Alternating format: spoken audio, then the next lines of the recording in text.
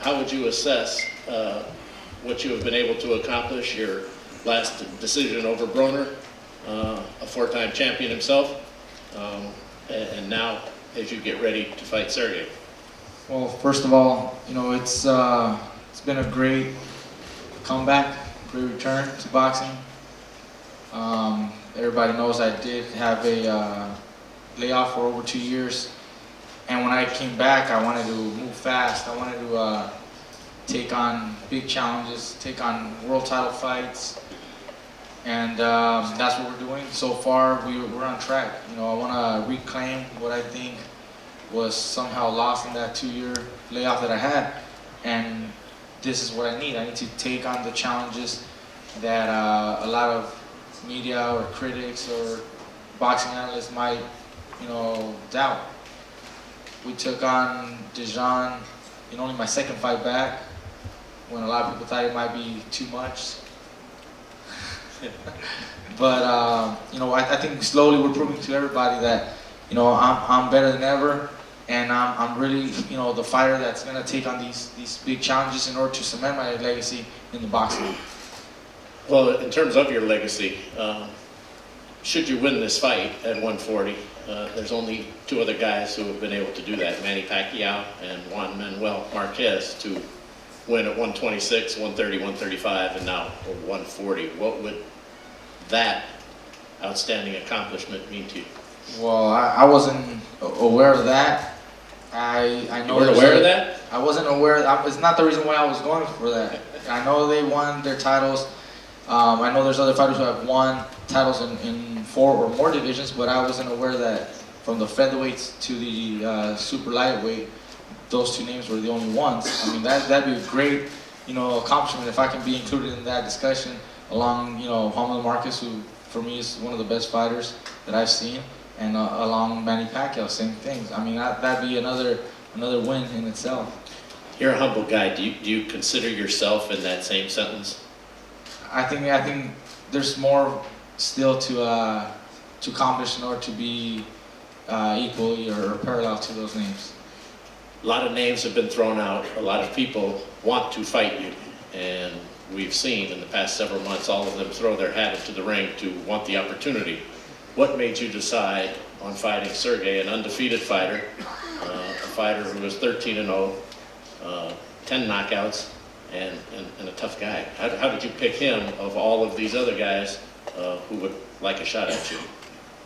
We were looking at other names as well, and when we're not able to secure somebody else, for various reasons. Sometimes it's the marketability or what they bring to the table is not exciting enough for me. A world champion like Sergey Lipinets is more exciting to me than just somebody else, that's going to be an easy title defense for me or just another fight. I want a challenge, and this man presents that challenge. He's a bigger man, naturally. He's going to be very hungry, very motivated. He knows the victory over me, obviously, launches his career to the very, very top. So that makes for an interesting fight. And of course, winning that 4th division championship for me is a big deal. My dad had always wanted a 3-division champion. Well, now I'm going to give him a 4th title. So that's something that really excites me. He's a big puncher and 140 pounds. Does that concern you?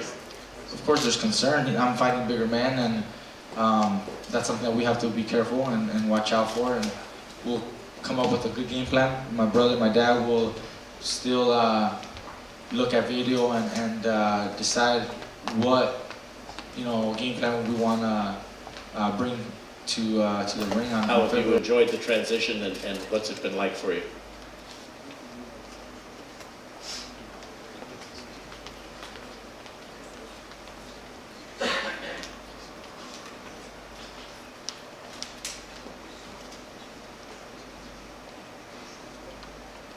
Здравствуйте все, спасибо, что собрались здесь. Конечно, это было очень тяжело, тяжелые тренировки, хорошие тренера, хорошая команда, мне очень повезло. Конечно же, я очень рад, что так быстро смог стать чемпионом мира. И я очень хотел бы, конечно, драться с большими именами, такие как Майк Гарси. И вот мне теперь есть этот шанс, и я постараюсь сделать все для победы. It was not that easy, right, from kickboxing to boxing. He had to work hard. He had to stay in the gym most of the time. He had to deprive himself from a lot of enjoyment that California and United States of America can put on the table in front of you. He put it all aside. He did everything he had to do.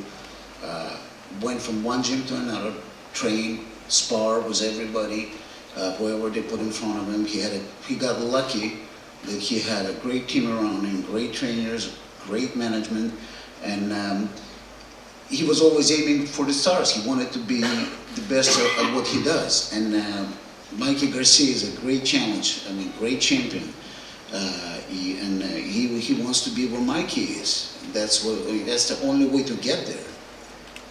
You won this title just a month ago, and now just 3 months after that, you're going to fight a great champion like Mikey. Why didn't you take an easier fight? What made you want to do this right now?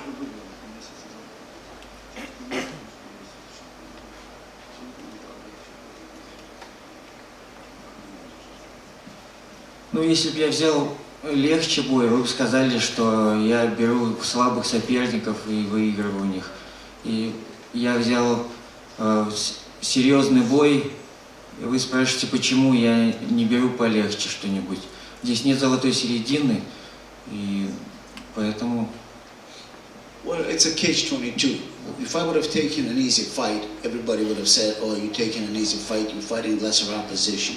I'm taking a great challenge, Mikey Garcia, and everybody is saying, either you're not ready or why are you taking that tough of a fight?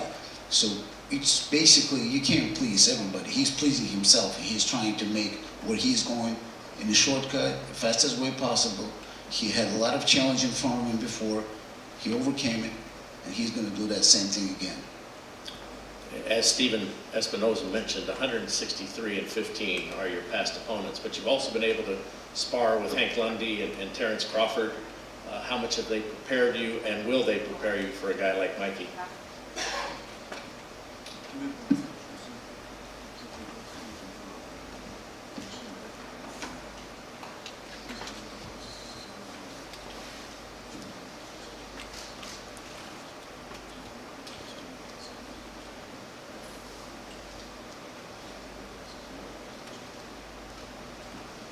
Ну, хороший спарринг с хорошими соперниками, конечно же, очень быстро меня подняли на тот уровень, в котором я нахожусь.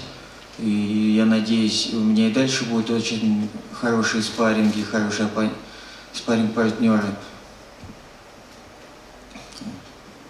Well, that's basically the key to everything, to have a good sparring that will be able to hit you and show you where your holes are, and that's going to prepare you for the bigger challenge. Every time he sparred was people that, like you mentioned, and he realized where he is at a game of boxing. They showed him, okay, you're not there yet, or you're already there. It made him feel more confident for whatever fight was coming up, and that's what made him to be. Well, you've got a great trainer, buddy. What holes do you see in Mikey that you think Sergey can try and take advantage of? Or is there such a thing? Does he just have to simply come up with a game plan that will be effective, or are there holes in this man's game? Well, there's not many holes because he comes from a great family of boxing, you know, so we just have to prepare for any and everything. And this way that come fight night, we have an answer for everything. And if we don't have an answer for one thing, we'll have 2 answers for something else. But the key is that we just got to be on point, you know, from the beginning to the end. You know what I mean? There's no ifs, ands, or buts about it. But, you know, I believe that that night, or right now I should say that Sergey right now is on a mission. I know Mikey's on a mission, and I respect it. I respect the fact that he's fighting Sergey, and respect the fact that Sergey is fighting him.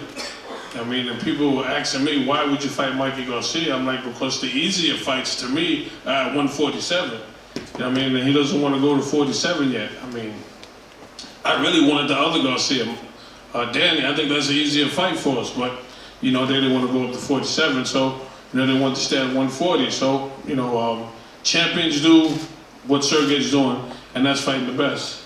And Mikey's doing what champions do. They fight the best. You know, there's no ifs, ands, or buts about it. You know what I mean? But before we go to another question, I want to say congratulations to you. And I would like to ask the media and everyone in here a question tonight. But I want everyone to be honest. It's pertaining to both fighters, but I need your honest opinion. Now, I know I'm not the most handsomest guy in the world, but these motherfuckers are ugly as hell. That's a scary ass poster. Jim, thank you. We needed that, Richard. Very good, buddy. With that, I think we'll open it up. I can't top that. But just imagine we have to deal with it every day. Did you translate that to him, or you don't want to tell him that? Did you understand that, Sergey? Yeah. Okay. That's a scary poster. Next time he holds mitts for him, he might miss just accent. Mikey,